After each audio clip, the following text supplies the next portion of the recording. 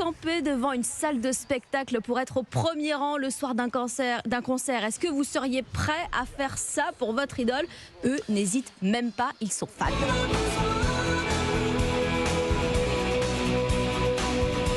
Mylène Farmer, évidemment, en concert demain soir au stade Pierre-Mauroy de Villeneuve-d'Ascq.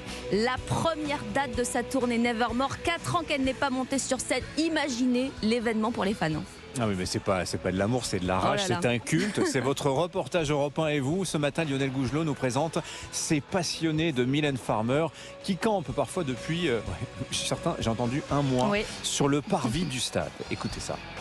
Une semaine de camping sur le parvis du stade pour être sûr d'être au premier rang face à la scène. C'est toute une organisation pour Marie, venue de Dijon. On commence par repérer les lieux, voir ce qu'il y a autour comme commerce, comme sanitaire. Et puis en fonction, on prend ce dont on a besoin. Des tentes, des petits oreillers, des duvets. Car ici, c'est une sorte de famille qui se retrouve avant le coup d'envoi de la grande tournée de Mylène Farmer. Il y a une osmose après qui se crée avec l'ensemble du public et l'ensemble des fans. Vous voyez le plaisir qu'on a à se retrouver. On ne s'est même pas appelé pour se revoir. Une famille de fans subjugués par cette star à la fois proche et distante. Qui sait rester discrète et qui sait justement entretenir ce mystère. C'est ce qui plaît aussi parce que je pense que les fans sont aussi un peu comme ça en fait, un peu comme elle. Une chanteuse qui a changé la vie de Yola, une Polonaise qui la suit partout en Europe. J'ai commencé à apprendre le français grâce à Mylène. J'ai commencé à traduire ses chansons. J'ai compris qu'il y a un univers dans ses chansons. C'est une grande inspiration pour moi. Et après un périple de 1500 km depuis Varsovie, Yola espère demain soir croiser enfin le regard de son idole.